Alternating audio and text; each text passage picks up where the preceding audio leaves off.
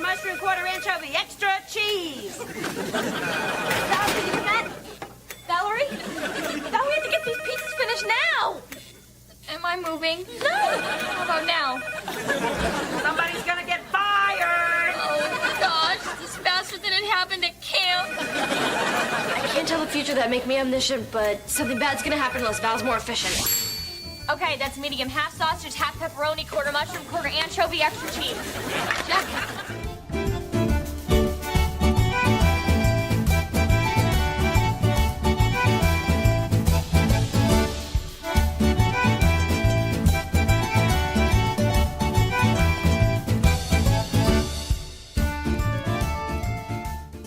Ladies, gentlemen, Sigmund Freud, almost forgot it there. Welcome to episode 35 of Sabrina's Witch Trials. This is, of course, the show where each episode we venture back into the mid-1990s to rewatch, review, and reminisce all about everyone's favorite Friday night spellfest, Sabrina, the Teenage Witch. You think I would have gotten better at saying that? It's just as hard as it was the first time. I'm Alex Araujo, folks, and guess what? This is not the greatest episode of Sabrina ever, but, you know, we gotta get through the bad ones to get to the good ones, as the saying goes.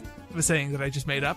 But we do have, unquestionably, the at least second best guest on Sabrina's Witch Trials ever, here to talk about this episode with us. Fil Araujo is back. Phil, how are you doing? Good, Al. How are you? I am doing just dandy. Always a pleasure to have you back. Your insights are always welcome here on the Witch Trials. An interesting episode of Sabrina the Teenage Witch, wouldn't you say? You know, I think we'll get a little bit more into it as we go on, but you know, I grew up watching Sabrina, and I do not remember this episode. Yeah. And after watching it, there's really nothing memorable that happens. So get ready for the next hour and however long, folks, because there's a lot to talk about. We'll see. Don't worry, we'll fill it in with banter. That's right, and God knows nobody banters better than Al and Phil. That's true. He is my equal when it comes to banter, as you can clearly tell.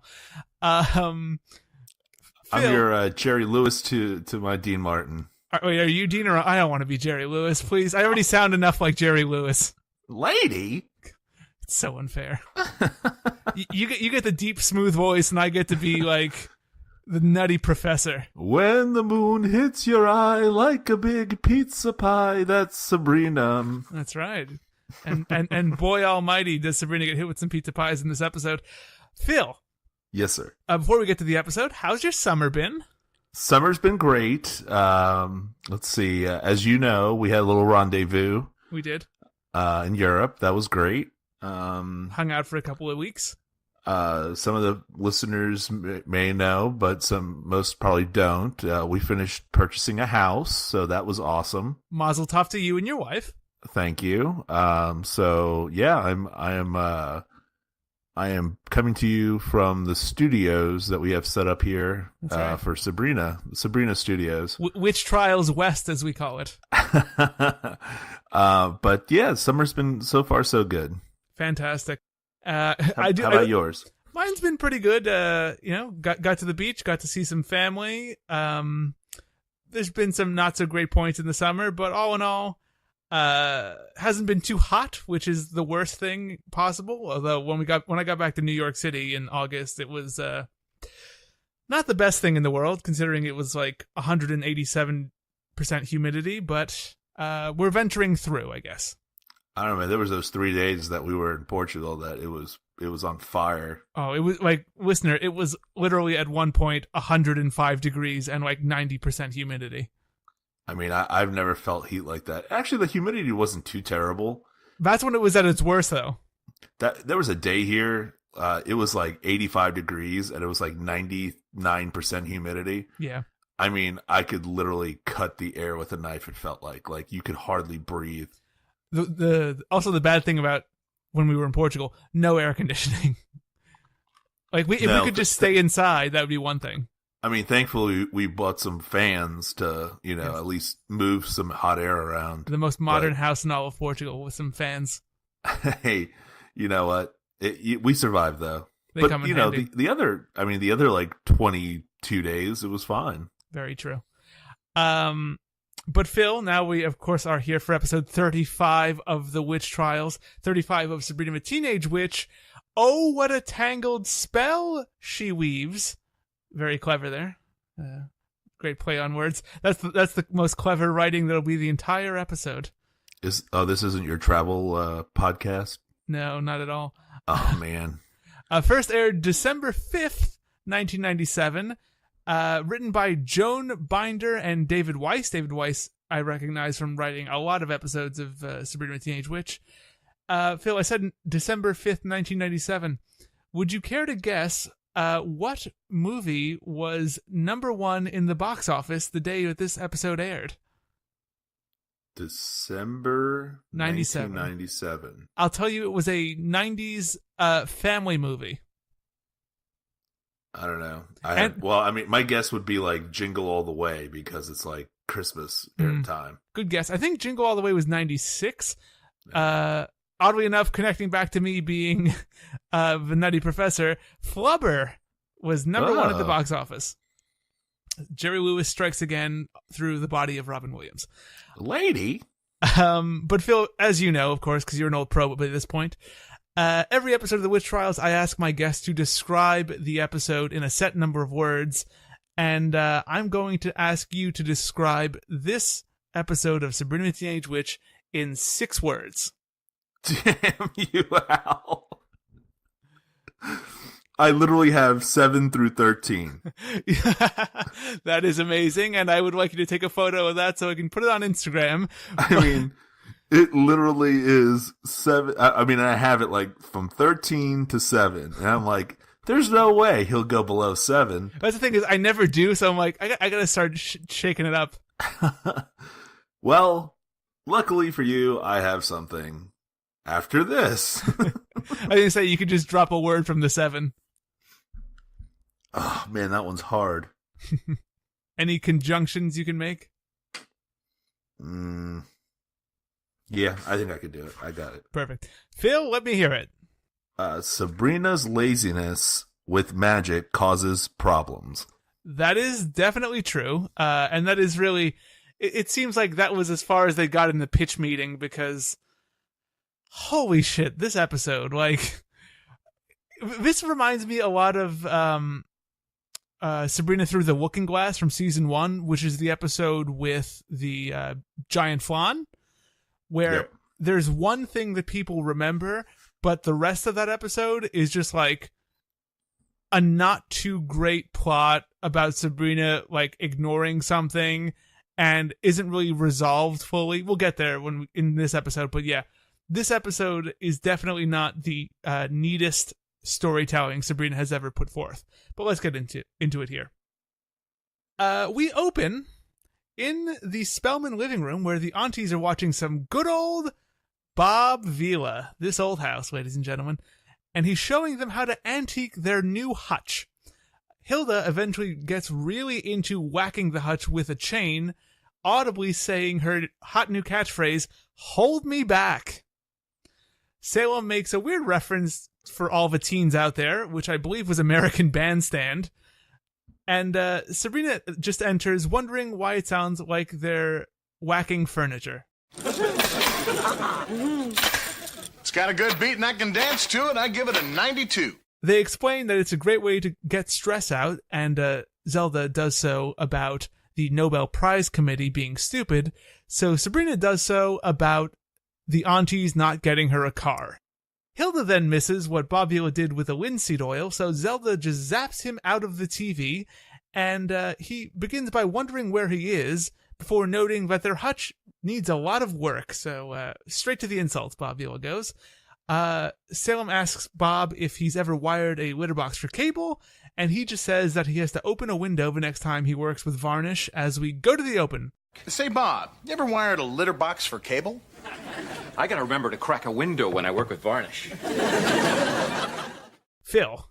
Yes, sir. Bob Vila guest starring here on Sabrina the Teenage Witch. He definitely made all the teen girls go crazy.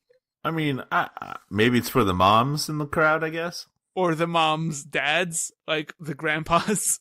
The grandpas in the crowd, like, hey, I know that guy. He is unequivocally the most ridiculous guest star Sabrina has had so far. Like, he edges out Randy Travis.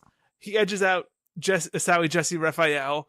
You might not remember this, but in the pilot, Debbie Harry from Blondie was there. See, like, okay, like there was a reason though for certain people. Like, there was a reason why Randy Travis was there. Randy Travis was I thought was always just like a weird choice for the demographic of the show, but I get it.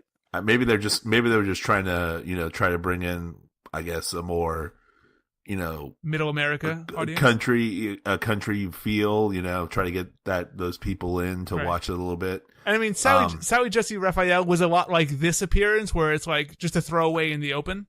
But see, the Sally Jesse Raphael actually made sense because, like, it was, they actually tied it to the story. Where this, it's like, oh, here's Bob Vila. Like, okay. Yes. Like, it's never mentioned later on.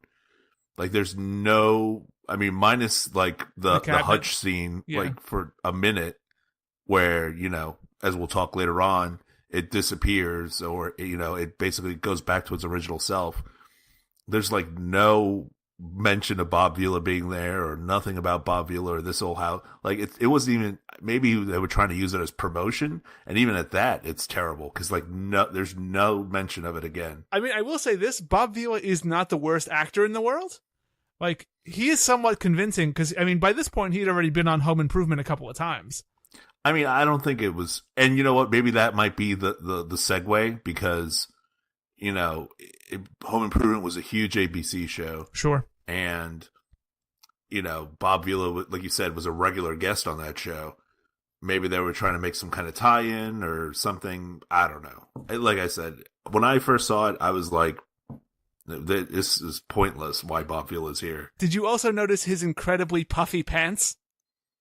They were a little puffy, yes. He is wearing the puffiest slacks I've ever seen a man wear. Like, either he, like, borrowed somebody else's pants, or his knees must be like the size of grapefruits, because no man needs this much space in his pants.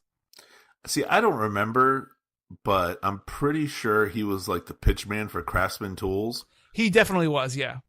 So maybe he just bought those at Sears because they were like on clearance or something. They do look like Sears pants. I'm pretty sure they are Sears pants. My God. Like, he looks like he looks almost fully inflated in these pants. Like, if you give him like 10% more air, he would be the Hindenburg. Yes, like I said, I do think he does a decent job of acting, though.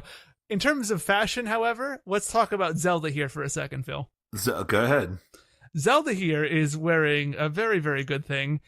She's wearing a very nice... For you. Oh, for everyone with eyes. For all the dads in the crowd. This is a great dad intro. Absolutely. You have Zelda wearing, her little outfit. And you have Bob Vila. I mean, what else can you ask for? A solid plot, which you won't get here, but... besides Spuds McKenzie showing up, I mean, that would only be like the top of the top. That's great. Michael Jordan, what are you doing here?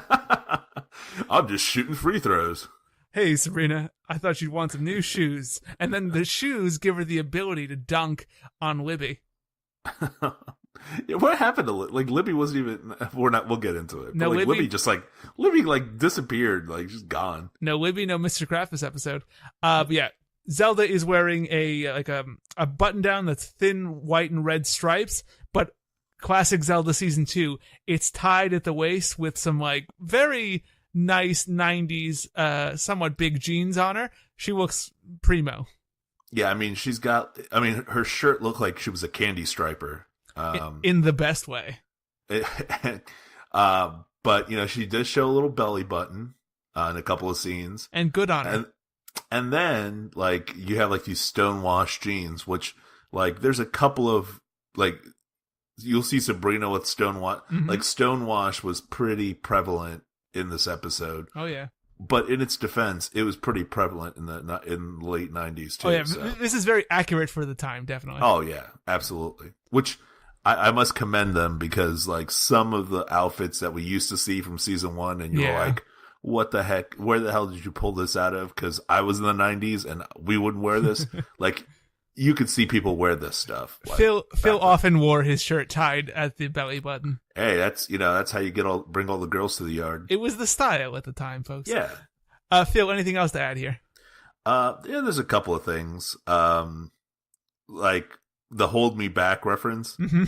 When she's like, "Hold me back." What was that? Like, and then it seems like she was trying to be Fonzie for a second. I know. And then they like start beating it, and like they get all excited, like their inner freak just like they just let their inner freak fly. Like they're just beating this thing, and they're like, it looked like a little S&M-ish. Oh yeah, like they're just beating it. Like, oh yeah, this is great. That is definitely their favorite Rihanna song. And then like you said, Salem goes into the whole dance, and we give it a 92. I'm like, I have no idea what he's talking about. Yeah, American Bandstand. They are swinging for the grandpa viewer. And then she starts taking out the frustration about it, and she's like, "Take that, Nobel Prize Committee!" And she starts beating it and beating it. Did you see what Sabrina was wearing though? Oh, that tunic! I just got to look at it. So like, she's wearing she looks like something like Flower Child, which it was there was a little bit of that in the 90s. Definitely. It's not great though. Like it's not great. It's like it did not fit her well. It looked big on her. It looks like what a white woman in like 1973 would have worn to look like she was like into funk music. Yeah.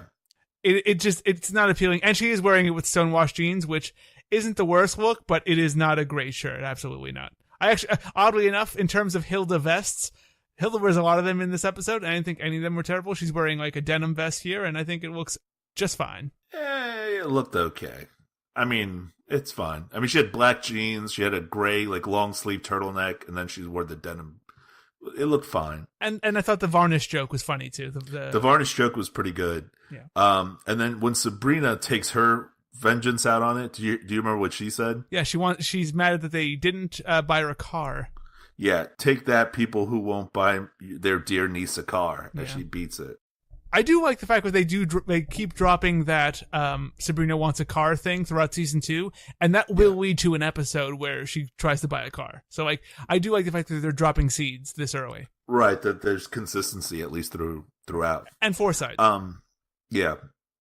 But yeah, I did have kind of a chuckle when Salem did ask Bob Vila about wiring his litter box for cable. I thought that was kind of cute. It was great. But yeah, besides that, I think we said all we could say. Awesome. Sabrina enters her room, trying to get ready to go to the movies with Val, only to find Salem asleep on a pile of her clothing, covered in cat crumbs. The clothing is. I've decided to speak like Yoda for a second. He quickly runs out, asking her to keep the crumbs in a pile for him, as Sabrina notes that even if she knew what she was going to wear, the clothing is wrinkled, so she's fucked. But when she tries to unwrinkle it with magic, she's stopped because she realizes that she can only use incantations this week. That's the gimmick this episode, folks. And instead, she utters this incantation to make her clothing brand spanking new. Stuff is messy, this place is a zoo, make things that need a brand spanking new. She soon finds her clothes in the closet, fresh from the dry cleaner, complete with a cat hair removal surcharge. Downstairs, the aunties are admiring their newly antiqued hutch, though it's soon zapped into its original state.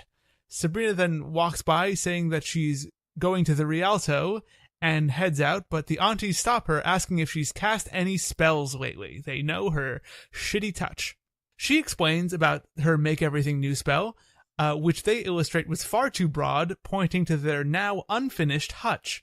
She asks if she did anything else, only to have the most fucking adorable kitten, Salem, run down the steps, noting that he found the Fountain of Youth and it's in the toilet. Sabrina decides to just use an undo spell to turn everything back, including Salem's not-too-good knee, but the aunties chastise her as Zelda tells her that it's not in the spirit of magic, and that she really has to aim to get her spells just right. Hilda hammers this point home by telling her about the time that she was making rum balls, and she used a Make Everything Round spell. Sabrina then realizes that she's late, and asks for help getting rid of the wrinkles on her shirt as they've returned, But Zelda stops Hilda from zapping the shirt, saying that the wrinkles will serve as a helpful reminder about specificity. Sabrina just notes that she likes Hilda way more. Phil. Yes, sir. Most important thing first here. How fucking cute was that kitten Salem? I mean, come on. Kitten Salem is pretty cute. My God. When he comes bounding down those steps, it melted your heart, didn't it? It's the cutest fucking thing. And the best part is, like, after that, they cut to Hilda picking Kitten Salem up and putting him on, like, the table behind the couch so the magic can then turn him back into regular Salem. Yep. But when she picks him up, the kitten meows, and you can see Caroline Ray just break and go, oh my God, this is the cutest fucking kitten in the world. Like, her face is just like she's in heaven. Also, I thought it's worth saying, Nick Bakay does a fantastic job of sounding like a younger Salem. Like, he does brighten and, like, lighten his voice a little, which I think is just good voice acting by him. I found the fountain of youth. It's the toilet. Well, I mean, we already know that he's probably one of the best in the biz. And I mean, in this episode specifically, he is one of the few bright spots. Yeah. I mean, as you could tell, like, Salem pretty much carried most of this episode, I hate to say. I mean, he is a lot of the entertainment here. Yeah. What'd you have? Well, you know what time it is, Al. Is it? Oh, it's true, Phil. My God. I meant to write it down in my notes, and stupid me, I forgot. What other part of the house can we go to but Phil's costume corner? The opening. Yay! It's time to find out what awful costume they put on Sabrina and to have her say something stupid in the beginning of the show. My God. So do you remember what costume, Al, and what stupid thing she said? I do remember what costume it is. It's hard to kind of explain. It's definitely a reference to Sunset Boulevard because she says she's ready for her close-up. Right. I would say she was kind of looking like a flapper. Kind of, yes. Like in the 20s. She was trying to go for a 20s flapper kind of look. It's like an old Hollywood thing. Right. And then she's like, that she was ready for her close-up and asked if there's something in her teeth. Yeah. It's a bad look just because, like, she's got that flapper, like, swim cap on, and that's never a good look for anybody. Well, I mean, here's the thing. Like, it's 1997. Like, most kids don't get that reference. All the kids have seen Sunset Boulevard while they were watching right after This Old House. I mean, come on. These kids are like, I mean, how old was I? I was 15 at the time. Yep. We were not watching Sunset Boulevard. We weren't. Okay. I saw that movie once in a film class in high school, and that was it. I mean, I think I don't know. It was terrible. It's not a great reference, but then again, none of these are really that great. It's like, what's the best one? She's wearing a chicken suit and goes like, "Oh, I promise not to lay an egg" or something. I just wrote a new one for them if they need it. There you go. You can write it for the new Sabrina. Oh man, yeah, that's right. It's super dark and gory, but they kept the same costume gag. She's dressed as a butcher. It's like, it's going to be bloody tonight. I promise not to bleed, and I don't know. I only had one. I had one good one, and that was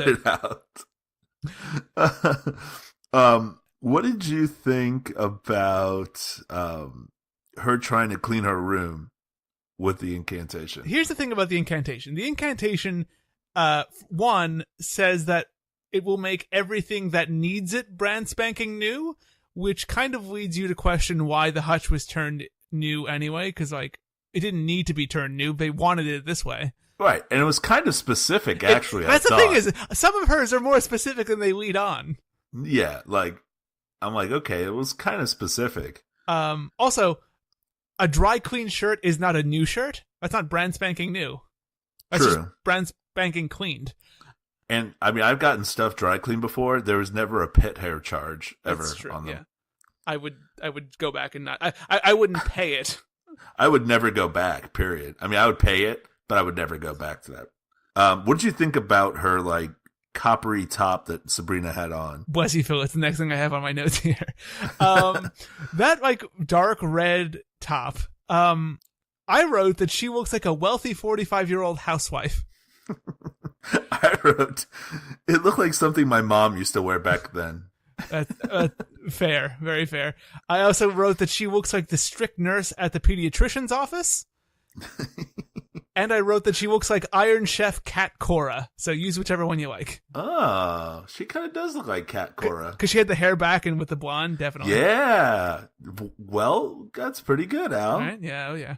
All great things come in threes, including Sabrina comparisons. But I think there's one more thing we have to touch on here, Phil, and that is, of course, Hilda ruining the life of flat earthers. I remember one time I was making rum balls, and I got tired, so I made a make everything round spell. Well, let's just say you can thank me for Columbus Day. Oh, yeah, no. God, I'm surprised, like, some flat earther hasn't held this video up as, like, evidence. Like, see? It used to be, but then this witch changed it. The other thing I kind of thought about was when they had finished the cabinet, and they said, that's the nicest thing. Oh, yes. It was the nicest thing that they've ever beat up, except for the Teamster. Yes. And I'm like, that's pretty harsh, beating up some Teamsters. There's fucking strike breakers over here. I mean, gosh. That's one of those, like, throwaway jokes they make Hilda and Zelda make sometimes. They're like, when you it's like the Civil War one when they were opposite sides of the Civil War, where, like, they don't think the joke through. No, it's like, I mean, it's pretty harsh. I mean, you know. Jeez, what was their life like 70 years ago? I mean, I'm no fan of the Teamsters myself, but come on. You don't have to beat them up. I'll fix that Irish immigrant wanting 10% more for his 80-hour work weeks. Get your truck out of here, Teamster. Starts beating them up. Good Lord, Hilda. Hold back. Anything else, Phil? I think I'm good, brother. Perfect. Literally. Good brother. Indeed you are. At Westbridge, Sabrina asks Harvey why he isn't shivering as the heating is on the blink, but Harvey says that he's too miserable to be miserable as he found out that his uncle Lloyd is coming to his football game on Friday. He goes on to explain that his father is going to be giving him hell because Lloyd's sons start every game and he never starts. Sabrina decides to then use an incantation to ensure that Harvey starts the game, but Harvey just calls her out on speaking in rhymes, and Sabrina has absolutely no defense for it. She just, like, shrugs and says nothing, and thankfully somebody walks by. In fact, it's the coach telling Harvey that he'll be starting, which shocks not only Harvey, but also the coach when he realizes what the hell he's saying. Well, maybe this Friday you'll start the game and Uncle Lloyd will leave in shame. Why are you talking in rhyme? Can't go. You're starting on Friday. I am? You are? Back at the house, the aunties unfurl their new rug, which Hilda says is a great old thing that will look great with the new things they just made look old. Sabrina then is in the cafeteria with Valerie and tells her that she sees that the slicery is under new management and that they're looking for people to work after school. She suggests that they get jobs so that they can get their own car, but Valerie has the better idea of making their parents drive them to work so that they get tired of it and then they'll just buy them cars. Val agrees to get jobs, but does say that she hasn't had the best track record with working, as she was fired from a summer camp after 2 days. However, they did eventually find those campers. Back in the halls, Sabrina walks up to a sneezing Harvey, who says that he has a cold and at the worst time because he just found out that he's starting on Friday. He again worries about his dad's judgment, and after he walks away, Sabrina uses another incantation to make the school hotter. Not hotter, hotter. No spells at school unless I gotta, and I do, so make it hotter. We are then at the slicery where Mrs. Popowski, first time she's showing up here, is giving her new workers the lay of the land. She says that they can come to her with any problems they have, and when they note that their name tags are wrong, Sabrina's saying Salinas, and Valerie's reading Fred, which is honestly much easier for me to say than Valerie, Popowski just says that she meant something more like their hands are stuck in the meatball maker. They then set about making pizzas, and Sabrina answers the phone first to take an order of a large pie with extra anchovies, hold the crust, hold the sauce, hold the cheese, before telling Salem to leave her the fuck alone. They work together making pizzas, Sabrina taking the much easier job of sauce and dough, and Valerie doing the toppings. Shockingly, this goes awry, however, as Valerie soon fucks up the order of pepperoni and cheese on a pizza, which then throws them both off as they add way too much cheese to a third pizza, leading Val to wonder if Sabrina thinks it'll melt down. But the meltdown is to come here in short order with Valerie. Phil. Yes, sir. Harvey calls Sabrina out for making rhymes in talking, and like you would think that somebody who has to cover up her magic all the time would have some excuse.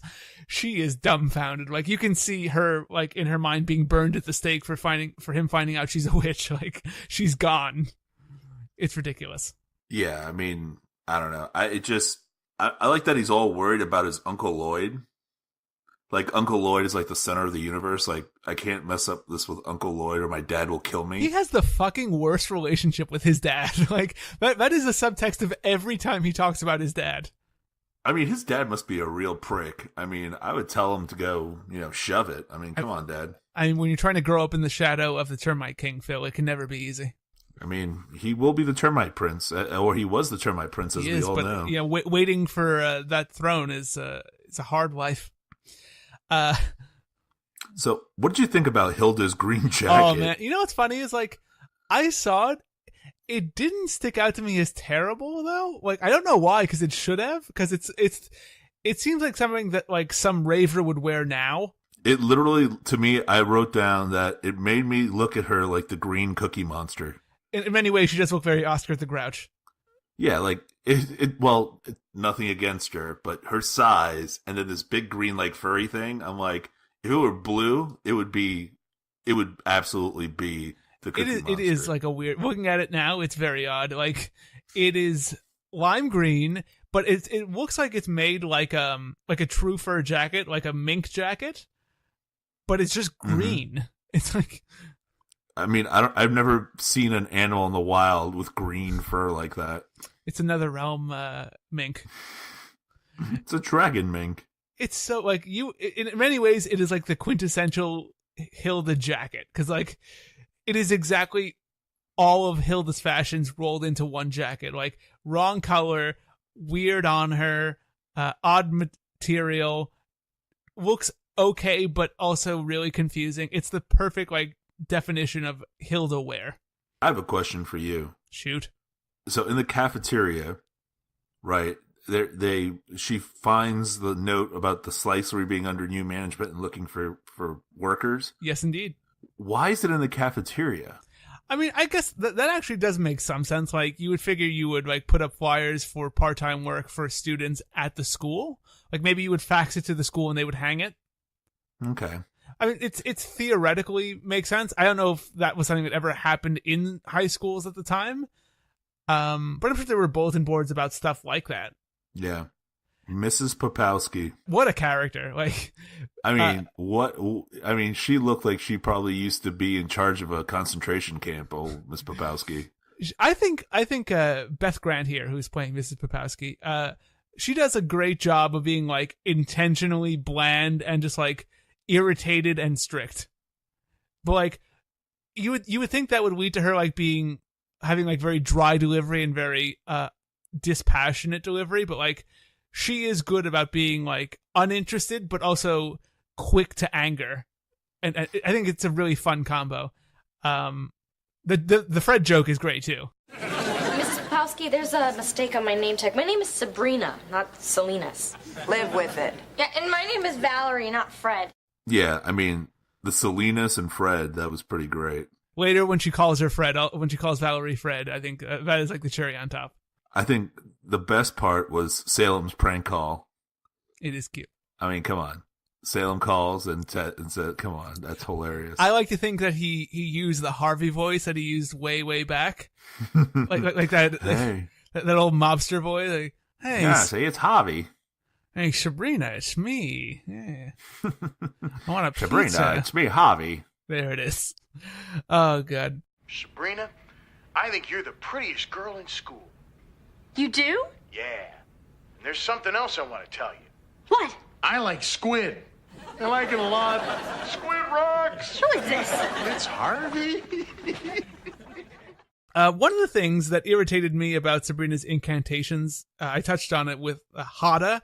It just seems like she thinks incantations need to be said in like a funkier way or like a more hip way. So like instead of saying hotter, she says gotta, and later she says coola or coolin. It's just like, Sabrina.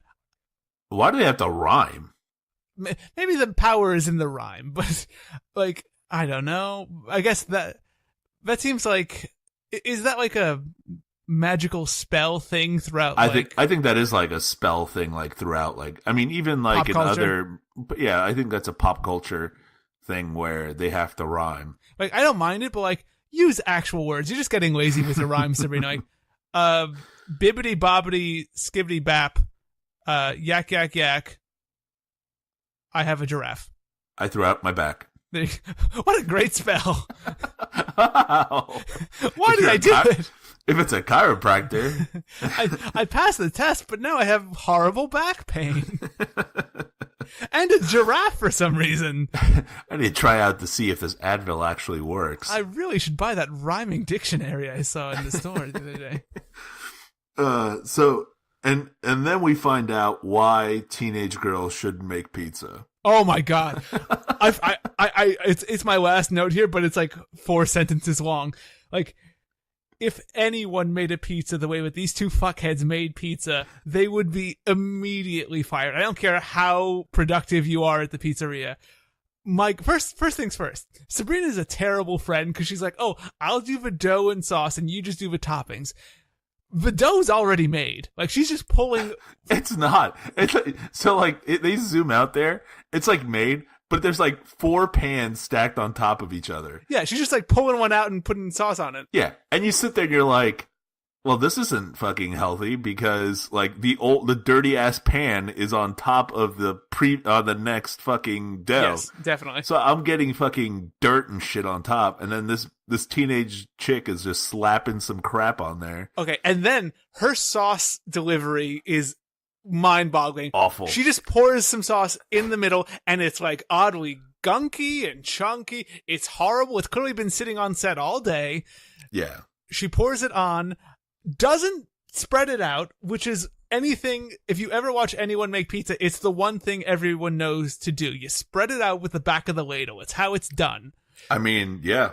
Clearly, Sabrina never saw that episode of Arthur where on that A Word From Us Kids, a bunch of like 3rd graders went to a pizzeria and watched pizza get made. But I did. I watched it yesterday just to remind myself about it. And you know what? It's fucking hilarious. Let's be honest. Like, if you ever grew up in America, which we all did if we were watching Sabrina when it was on. Not even that. Well, listen, there are pizza places all over the world. Like, okay, if you've ever seen a pizza being made in the world, which she has because she's from America. I mean, there's pizza everywhere here. She should know that it gets spread around. My God, even if you've never seen a pizza be made, you know what the goal of a pizza is. There's supposed to be sauce everywhere. And then okay, I understand it was for comedic effect. Yes. But like the last one where they put like the cheddar and like the mozzarella on there. I mean, how much freaking cheese, girl? Like, seriously? And not even that, but like, when Sabrina hands that horribly sauced pizza to Valerie, she does the exact same fucking thing with cheese. Like, just plop right in the middle. It's like they're trying to make a personal pizza out of a full-size pizza. Like, they're just going to roll the crust up. So, the other thing I thought was pretty funny was, like, so they have, like, the 3 pizza sizes above the oven? Yes, 12, 16, and 18, or something right. like that? So, like, they're like, oh, he wants a medium pizza. So, a 16-inch is not a medium pizza. No, that's a pretty fucking big pizza. That's almost like a fucking large pizza. It's a pretty big one. So and it's funny because like she's like pulling out all the same. They're all the same fucking size. So it doesn't matter if it's medium or it don't matter. It's almost like no one's gonna ever eat these. No, it's like you're getting the same shit. It doesn't matter. You're getting the old tetanus special. Don't worry. Yeah, you're getting this 16-inch pizza. Doesn't matter if you want small or large. It's all 16 inches. You're getting 16 inches of crust and about like 4.5 inches of actual pizza, and about 6 pounds of cheese. God. You guys are fired day one. I'm not even going to learn your name. Get the fuck out of here. So, and then I don't know if we actually touched on it or if you broke there, but Mrs. Popowski, when she says that things are heating up. That happens here, yes. Things are going to start hopping. Weight Watchers meeting just let out. Yeah, that was hilarious. I thought it was nice. Well, I thought it was funny because it was a nice pun because they're in the pizza oven. She goes, things are heating up. Yeah. I'm like, Mrs. Popowski, I see what you're doing. I see where you're going with this. She seems like a bitch, but she loves her puns. Oh, she's a pun master, that Miss Popowski. And again, I think she does a really good job of delivering that, like, snide, irritated, somewhat frantic, but also really, like, authoritatively irritated delivery. I think it's very good. A lot of adjectives I'm throwing out here. Back at the house, the aunties are arguing about where to put the new rug, and Zelda is being far more logical, as where Hilda basically wants to try and carpet the entire house in rugs. Like, she puts one rug on top of another one. It's insane. There. Perfect. Yes, I see. That is perfect. If we had our eyes gouged out. Back at the Slice Tree, however, Bedlam has now broken out, as there's a huge mess and orders are getting fucked up everywhere. Mrs. Popowski yells in some more orders, and Sabrina is running around doing everything while Val is just frozen stiff. Sabrina asks her for some help, but she just wonders if she's moving yet. She's not. After the threat of being fired gets yelled in by Popowski, Sabrina decides to use another incantation and gives us a ridiculous incantation about being omniscient, but it does make Valerie way more efficient. Val snaps into work, remembering the order that Popowski yelled out, and Sabrina is just happily impressed by her magic. Later at the house, she's studying the inert gases and thinks that one is Leon, only to have Quizmaster pop in to mock the fuck out of her stupidity. She asks if she can just get this quiz over with, and he gives her an easy one, that being to clean her room with an incantation. So she recites an incantation about putting everything back in its right place. You see where this is going, folks. The spell not only cleans her room, but also disappears the beloved rug and zaps Salem and her diary back into her room. Hey, that's my diary. Oh, and I was just getting to the awkward teenage years. Sabrina says that she'll take that A now, but Quizmaster fails her because her incantation was too broad. She says that it was a good spell, as it not only cleaned the room, but caught Salem, but Salem just says she should listen to the guy, it was a bad spell. He leaves, telling her to clean up her spells, and Salem just asks her to talk him through this kissing game, 7 minutes in heaven, as she snaps the diary away from him. Phil. Yes, sir. In this scene, we see the aunties arguing about the rug. Hilda is wearing these brown pants and matching brown vest with like a very tightly packed like gold flower pattern. Yep. If you were to describe it to me, I would think I would hate it. I oddly like it. I think it's oddly nice for some reason. I don't know why. Do you know how this works, right? We're supposed to mock things, not say that we like them. Hey, I especially for Caroline Ray's wardrobe, when there's something that I think is actually like nice, I have to compliment it. And I do think this looks good on her. And I think it's not a bad outfit either. I think there's actually a lot of not bad outfits for characters who tend to have bad outfits in this episode. Actually, I think the outfits were pretty good as a whole, minus one or two. Quizmaster, is that one of them? Dude, that blue shirt of his that he was wearing. Yes, it's very, I have to go to my Samba class after this, isn't it? Yeah, I'm like, what is going on? And then he had like red shoes on. What was that all about? To me, that was the weirdest part of the whole outfit, because it doesn't match a goddamn thing. Like, just put him in blue suede shoes. Yeah, it's like, yeah, you should just put blue. I mean, it was just weird. What did you think about Salem with the kissing game? I thought that was pretty cute. Another good joke by Salem. We get to see more Salem reading her diary, which we know he does all the time. I don't care how efficient Val is. They're still getting fired. Like, they've burned 4 or 5 pizzas, and they have like a pile of other ones just like on top of each other, all fucked up. There's no way they're not getting fired when she comes inside there.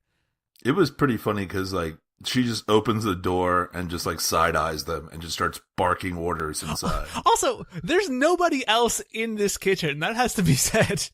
Yeah, I mean, it's just them two. Like, they're the only two. If they didn't accept this job, who was going to run the slicery?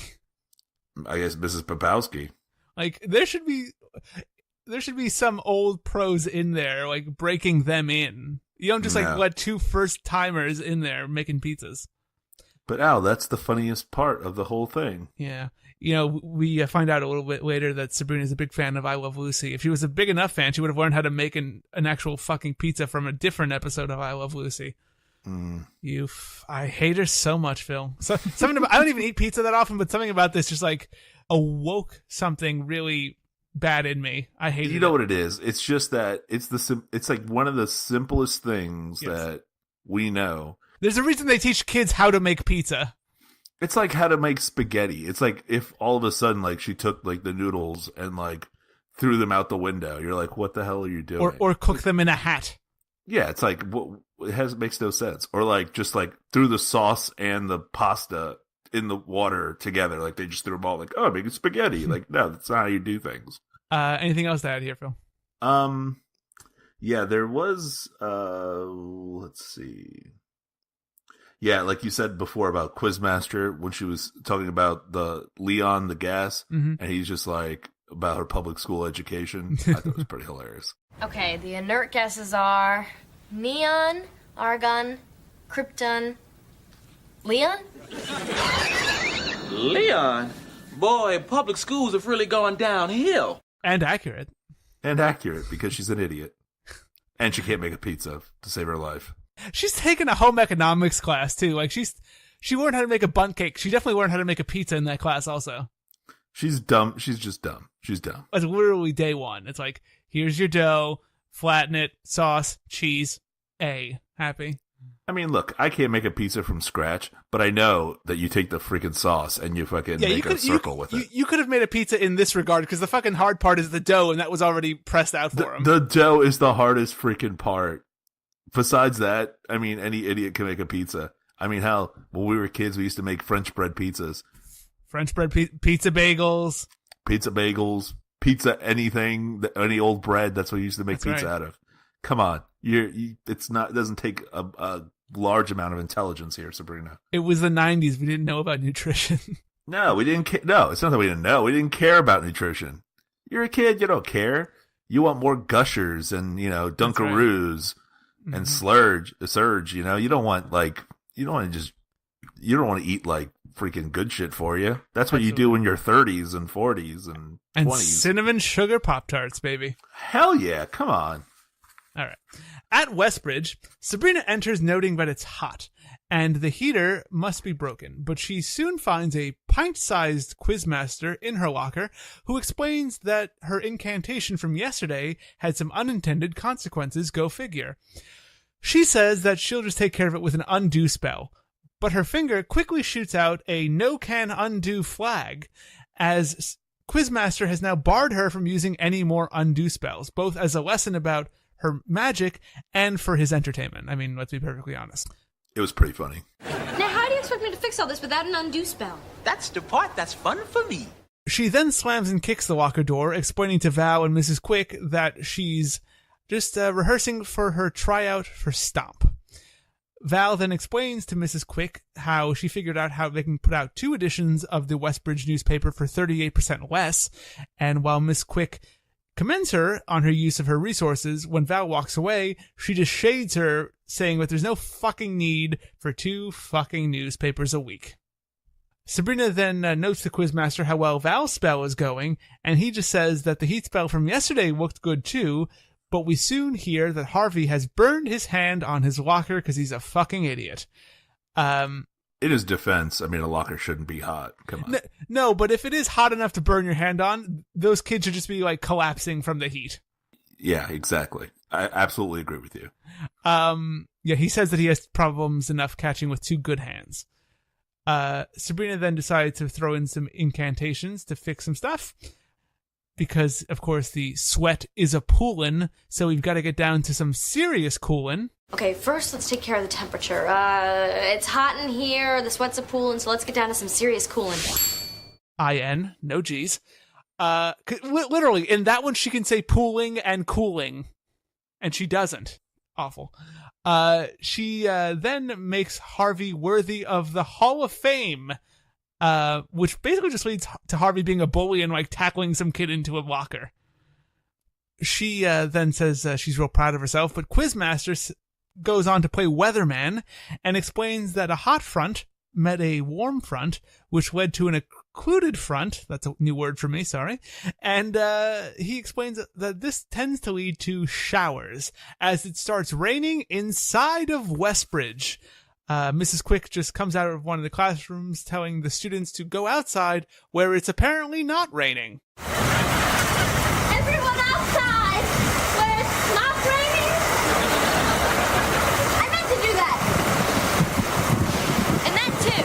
Phil, let's start with the probably the most memorable bit of this episode, if you remember anything, that being the rain in Westbridge. Looks really good, doesn't it?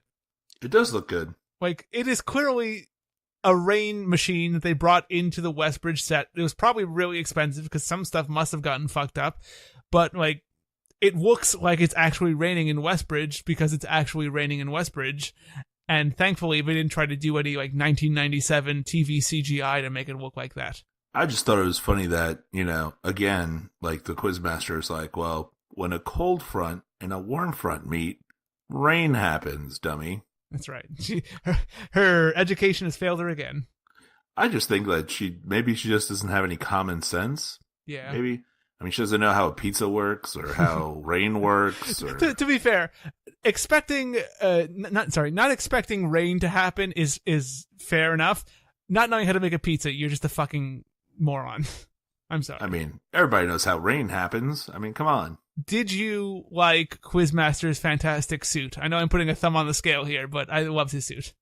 To be honest with you, I really don't remember it. Oh, Phil. I mean, if you describe it to me, I probably will. It is a very well-tailored blue suit, but it has a pattern of, like, coat hangers on it. Is this what he's sitting inside the locker? He's in the locker. This is when he's playing the weatherman.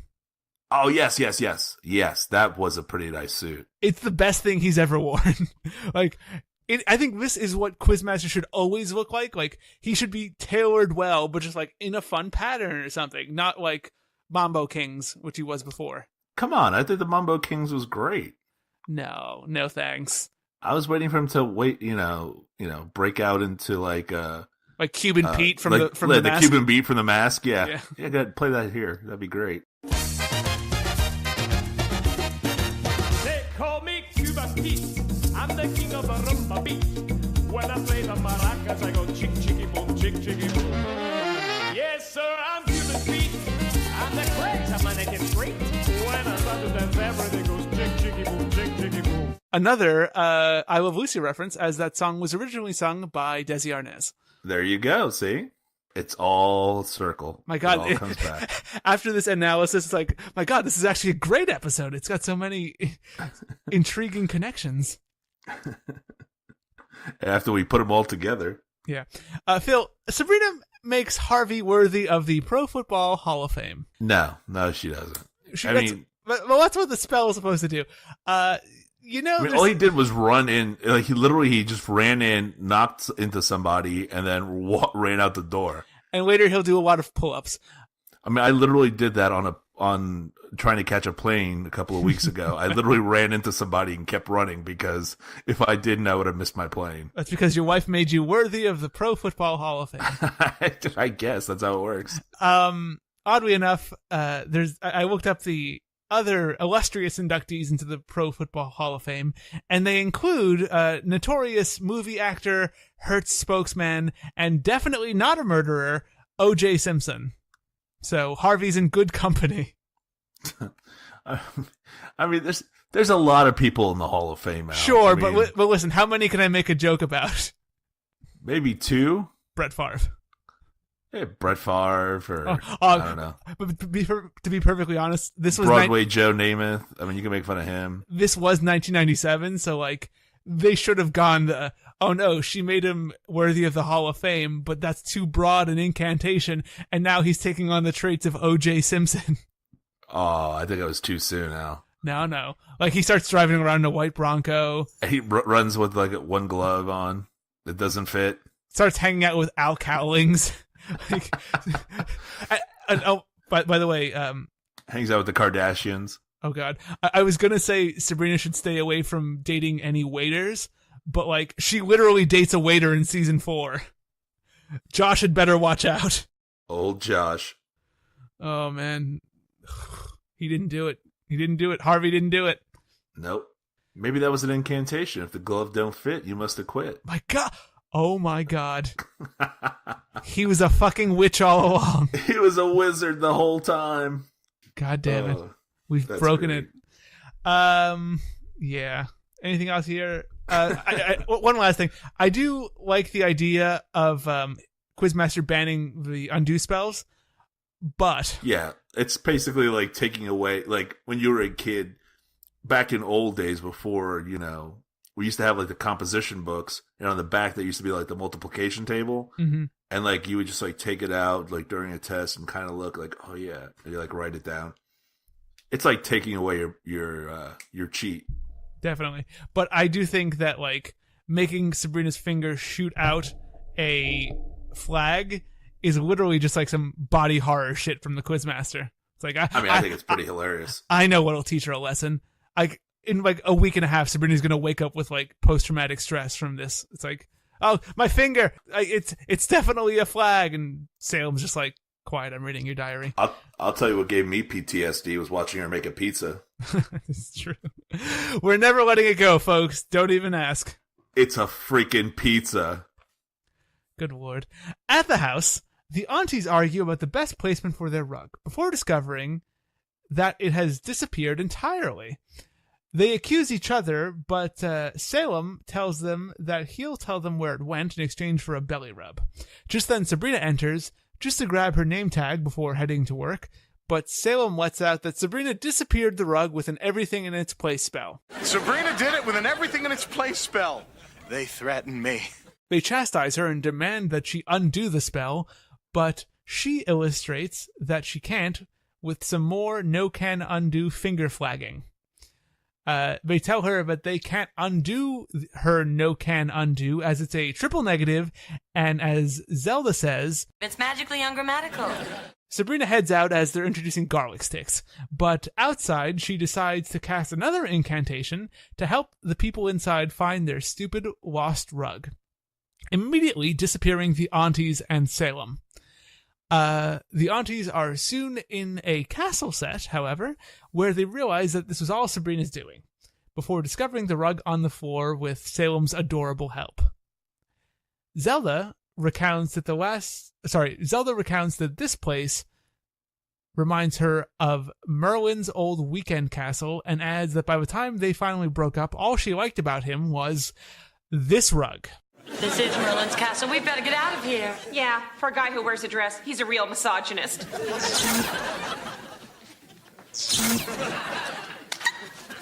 Leaving? So soon? Hi, Merle. Zelda Spellman! I haven't seen you in 500 years. So, what you been up to? Oh, a little bit of this, a little bit of that. And you?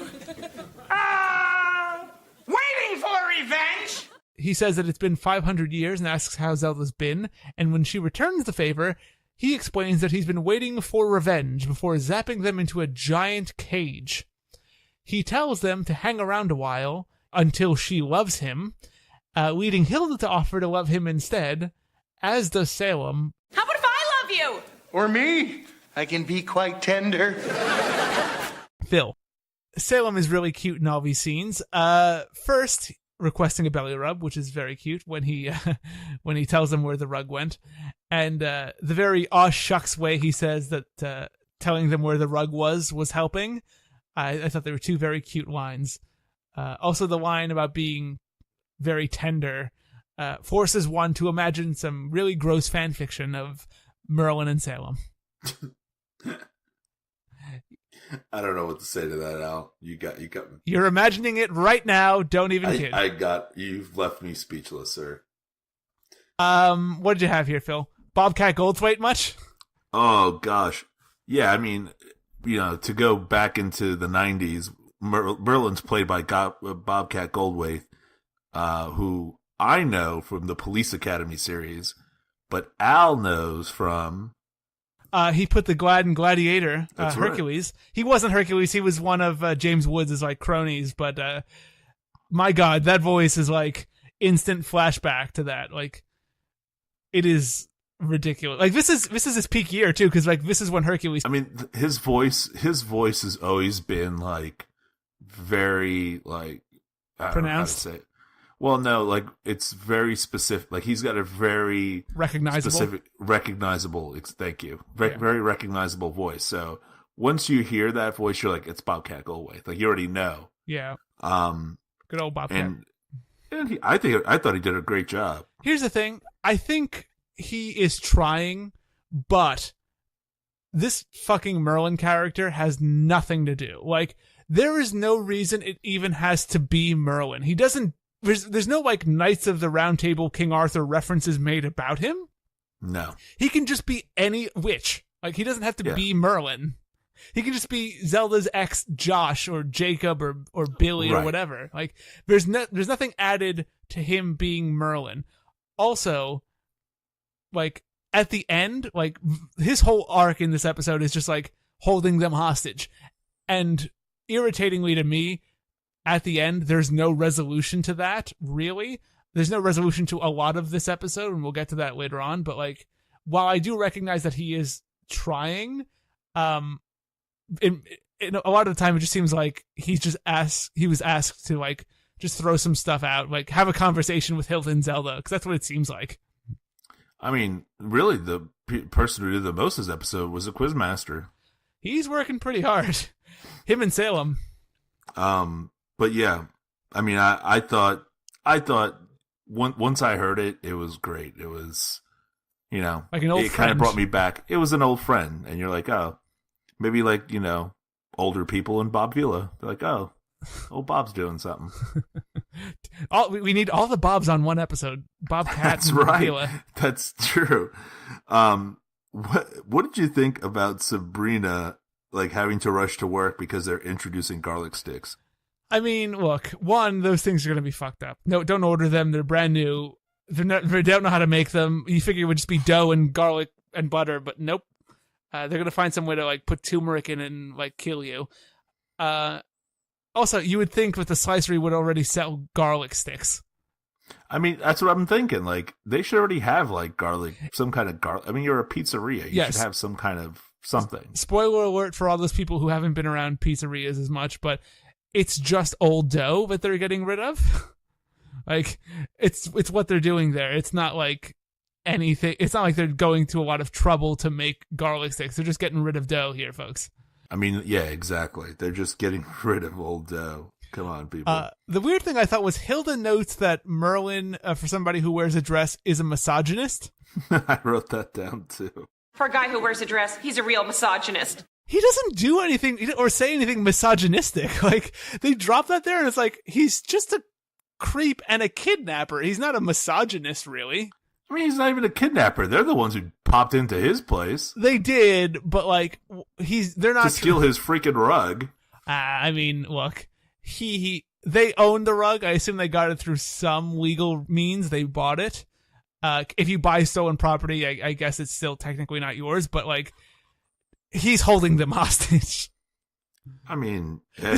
This is like that movie. I forget what it was called. It was that horror movie that came out a couple of years ago, where like those like three teens break into this guy's house to rob him, but then they find out that he's secretly like a crazy murderer, but he's like blind. So the whole thing is them trying to get out of his house, but he's got like super good hearing. Like, yes, they committed a crime, but he's committing the much bigger crime. If you say so, I mean, they're breaking into his house trying to steal his shit. Feels way on Bobcat side here. I'm for Bobcat. That movie was called Don't Breathe, by the way. Oh, look at you. Yeah, quick Google. And then they talk about, like, they once dated, but it was a vicious breakup, but they don't even go into it, like, what was so vicious about it. And you figure they could work in some, like, Knights of the Round Table jokes there, like, oh, he was no Sir Lancelot, if you know what I mean. Or something, like, just, it's like, oh, he was vicious. Like, it was a vicious breakup. Like, okay. I mean, if he really was a misogynist, that's terrible, but he doesn't do anything misogynistic here at all. Like, he just kidnaps you. Which Phil thinks is fine, as he's already said. It's not kidnapping if you break into somebody's house. He was holding them until the authorities came. Without calling the authorities. Or giving them food. Hey, I wouldn't have given them food either. That's fair, but, you know, it's still a crime. He totally kidnapped them. Phil's just making sure he's legally in the right. I recognize that this is a kidnapping, and kidnapping is a bad thing. Thank you. Yeah, just to let you all know that he absolutely kidnapped them. At the slicery, Sabrina is worn out after having made like 100 pizzas, but Val just tells her that it's only been 75. Come on now. Popowski then calls for Fred, and Val soon returns, noting that she was just promoted to Sabrina's supervisor. She then lays into the teen witch about her mediocre pepperoni arrangement, which is fair, but to be perfectly honest, Val, you're not that great either until you got a spell on you, you piece of crap. Bit strong, maybe, I don't know. Who arranged these pepperonis? The pepperoni fairy? Back when I was on the line, I liked to remember the 3 P's. Precision, placement, promptness. You forgot panoying.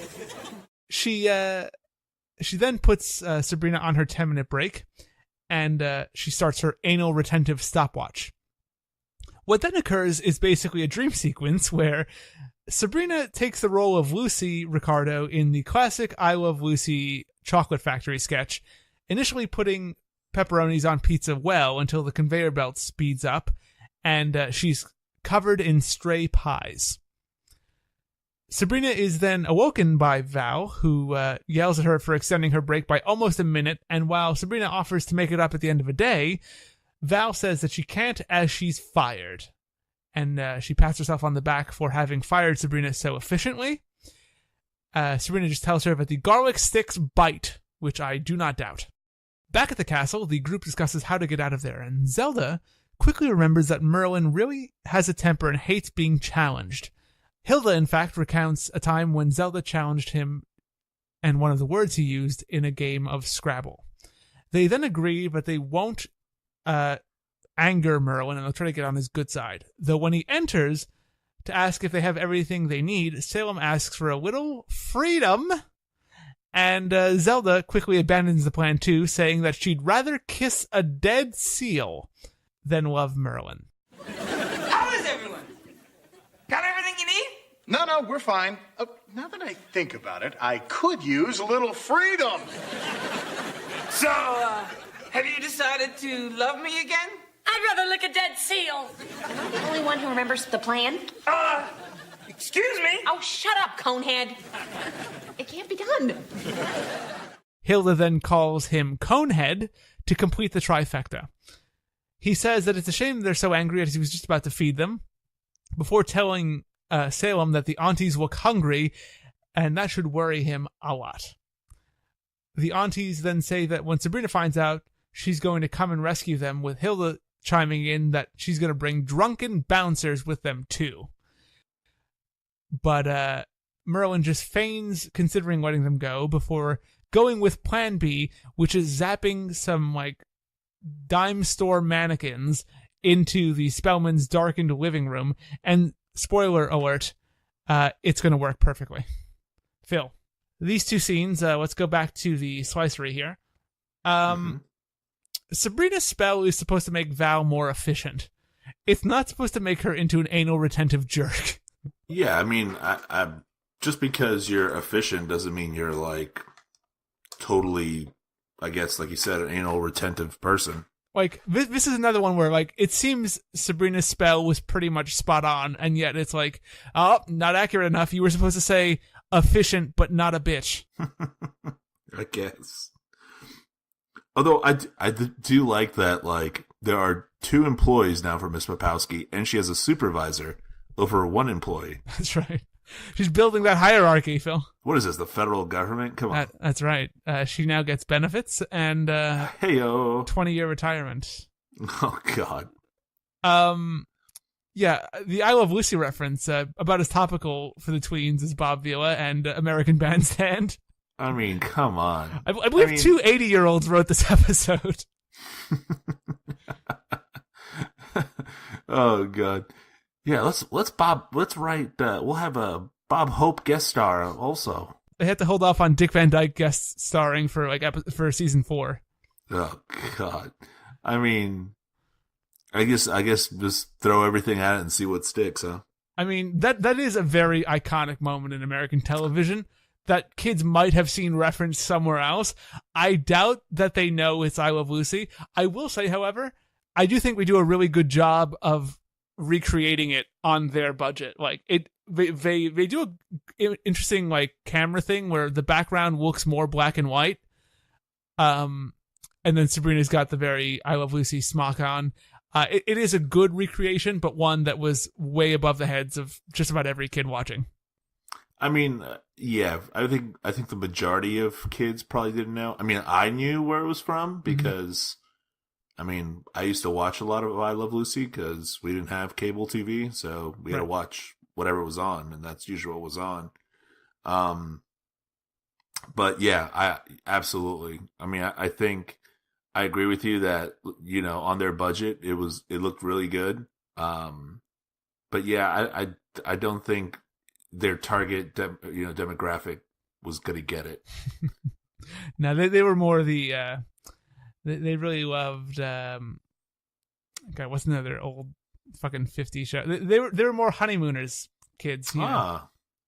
Well, you know, that or, you know, Bobcat should have threatened to send Zelda to the moon, and then they would have like been clapping at home.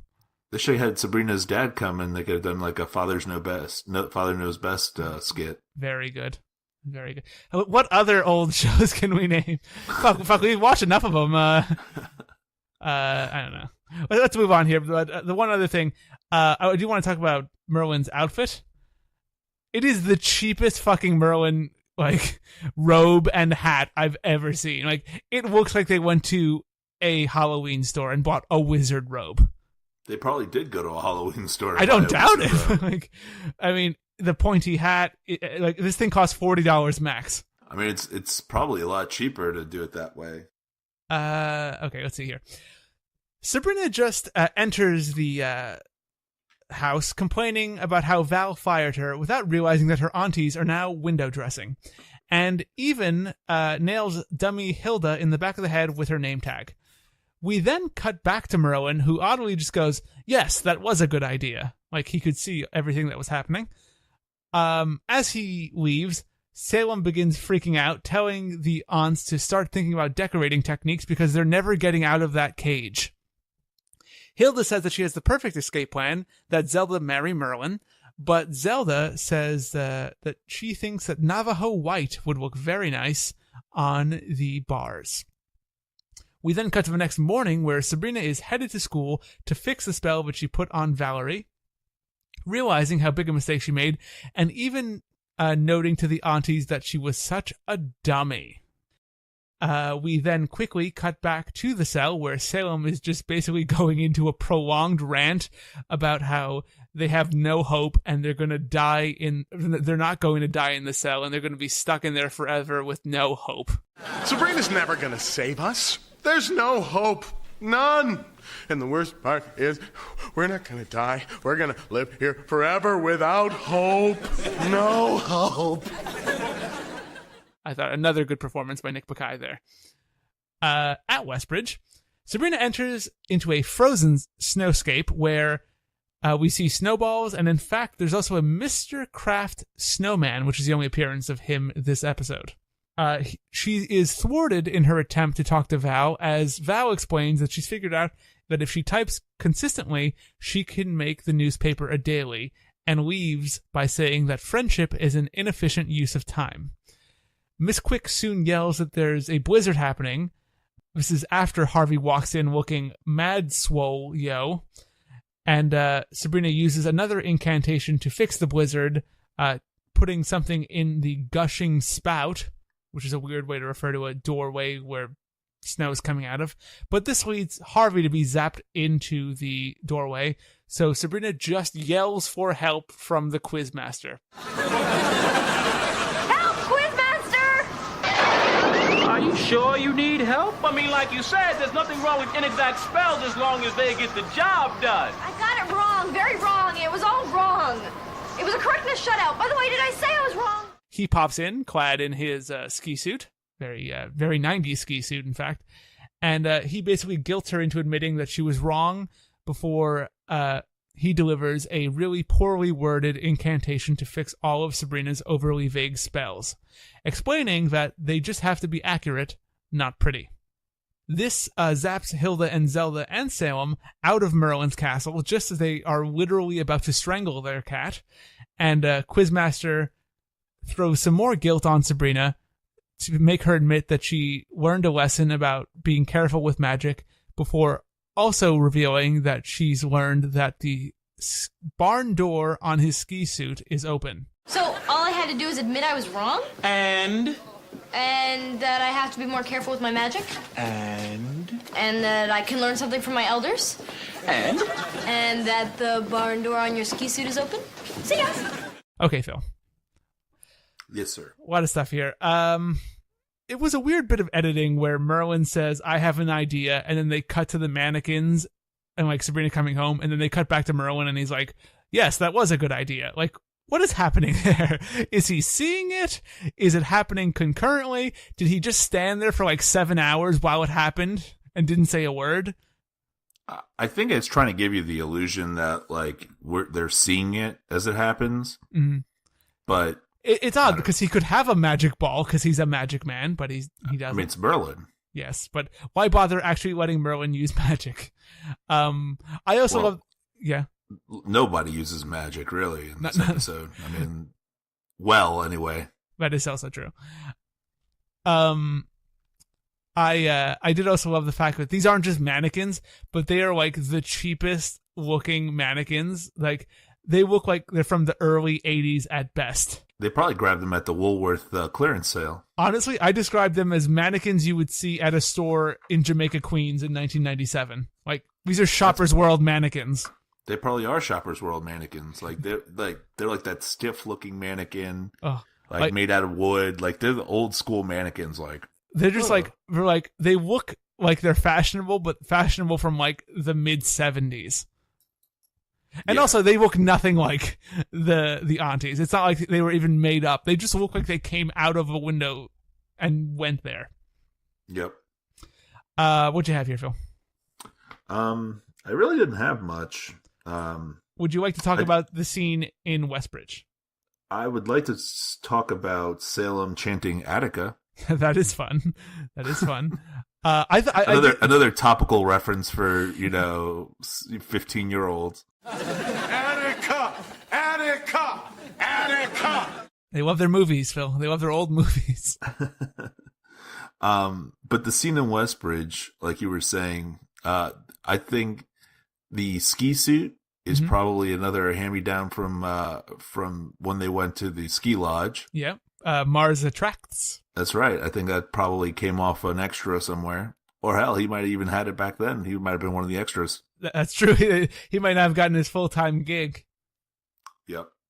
You know what? It does kind of look like something that the spy that Hilda's dating would have worn. Yeah. I'm going to go back and look. You might have to make that into an Instagram. Compare them both. Who wore it best? Yeah, I think the issue I have with this episode is encapsulated in the scene where, like, there's really no resolution to any of the stories. Like, Sabrina says she learns a lesson, but you don't see her learning the lesson and fixing it. She literally just cries out for help, like she wants upsies and she's a toddler, and then Quizmaster comes and fixes all the problems, and that's the end of it. You're absolutely right. Like, she doesn't fix any of the problems. She just asks for help for someone to help her to fix it, and they just fix it for her. And it doesn't seem like she learns about Like, the obvious way to have this fixed is for her to go, okay, I've got to be specific. So for her to give out some very specific incantations, and then Quizmaster show up and go, see, all you had to do was be specific. Like, and I mean, even if that were to happen, the other issue is, this is a terrible lesson, because, like, this is supposed to be a lesson the viewers can also learn along with Sabrina, but, like, what is the lesson here? Like, be specific in what you say? When you're at the drive-thru, you need to be specific. Don't say, I just want a burger. Tell them how you want the burger cooked. Tell them you want the Michael Jordan Deluxe. What type of toppings do you want on your burger? I mean, come on. Like, I agree with you. There's, like, no real... Like, that's the whole thing about TGIF. Like, there was always, like, you know, Family Matters, there was always a lesson. There was always a lesson in Full House. There was always a lesson in Boy Meets World. There's no lesson here. We did not learn anything. Like, there's not, you know, there's not that touching moment where she goes, yeah, I really did screw this up. Well, let me try to fix this. No, there's none of that. It's just, like you said, wah, I can't fix it. I need help. And then all of a sudden he's like, just put everything back. Which, again, he's just as vague as she is. Yeah, well, I mean, he's vague because he's trying to, like, cover all of her fuck-ups.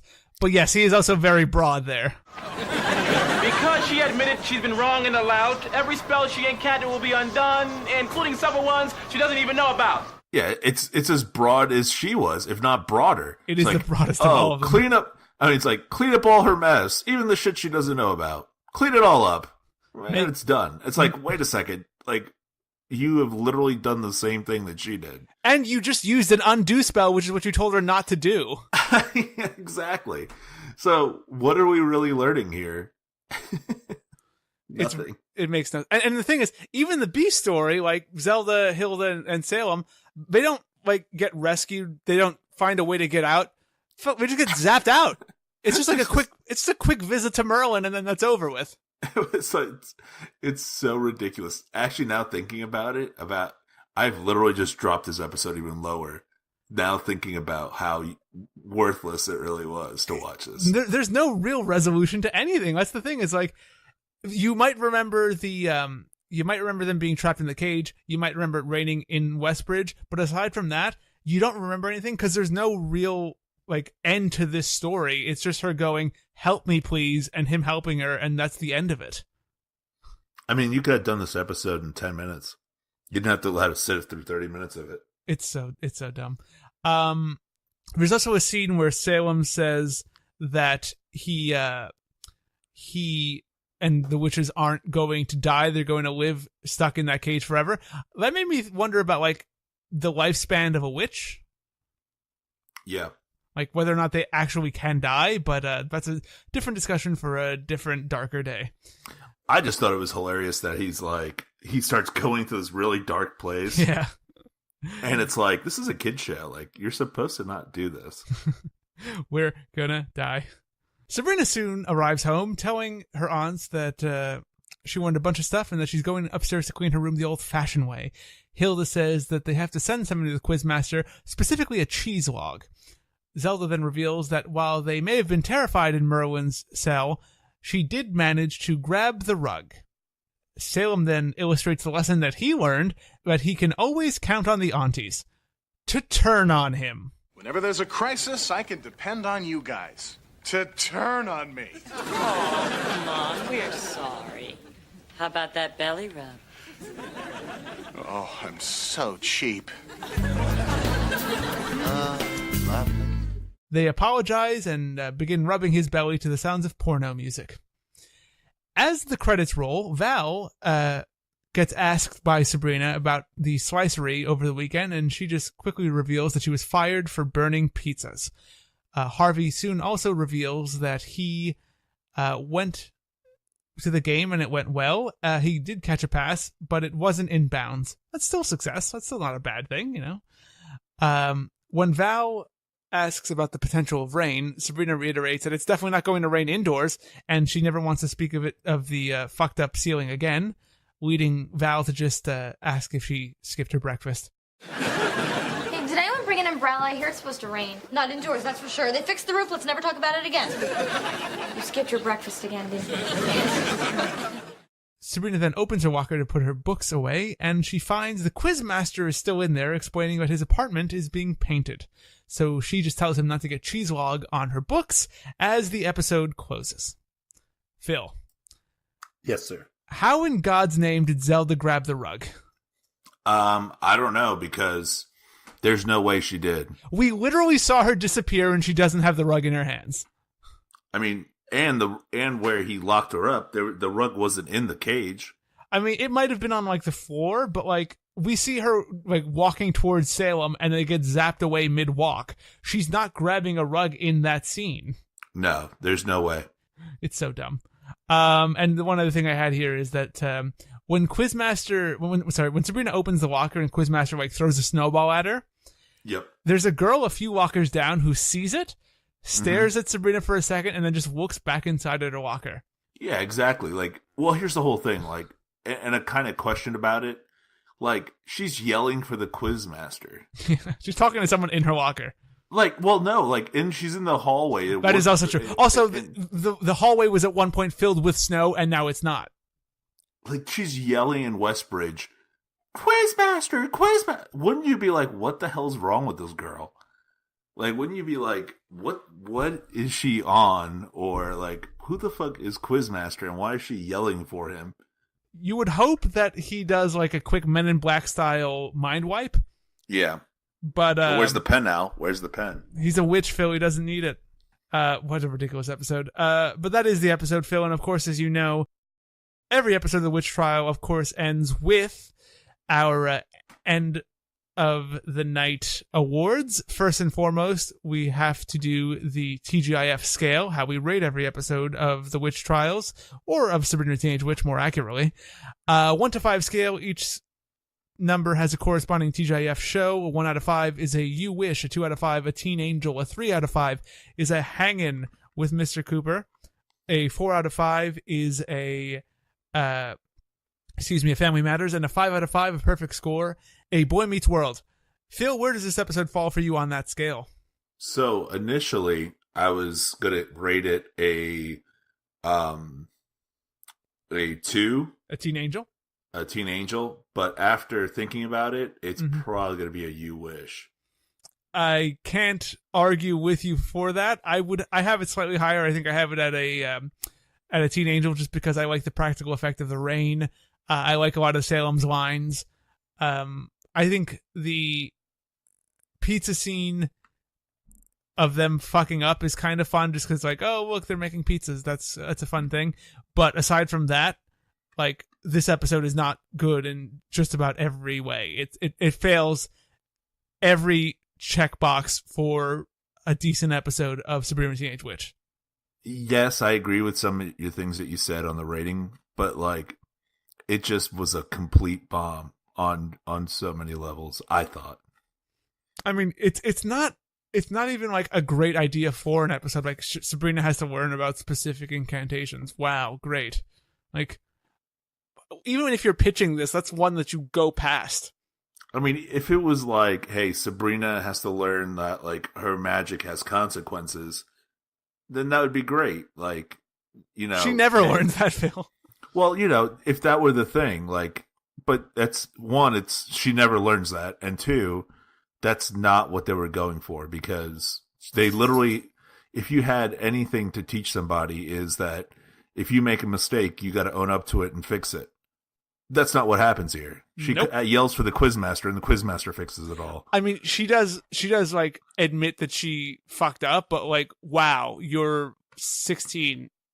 What a big reveal for you. Good God.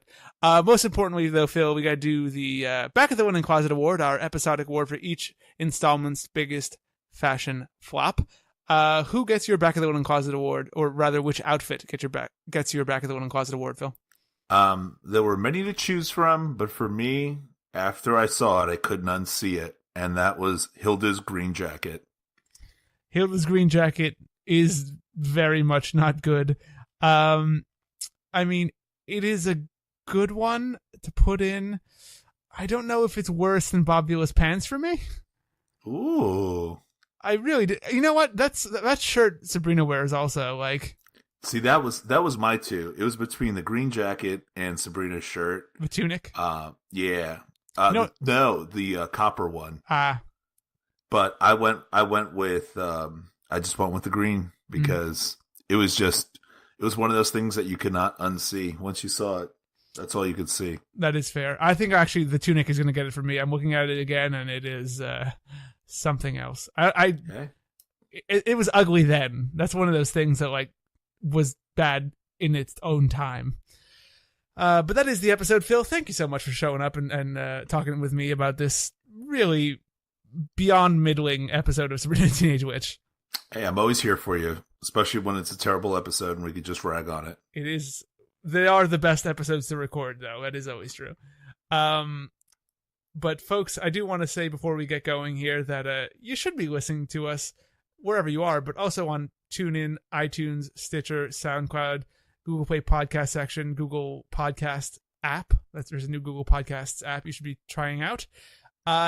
YouTube also. Head over to YouTube and search for Sabrina's Witch Trials, because not only can you find the episodes there, but you can check out some of the Sabrina's trial briefs, and all the new Challenge of the Quizmasters are there also. So, some fun little shorter quiz episodes that I've been doing with some of the guest stars. They'll be there also. So check those out on YouTube and everywhere you get the podcast.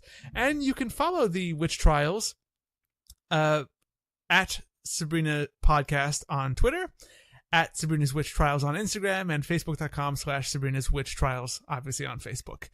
The next episode, Phil, is a very special one.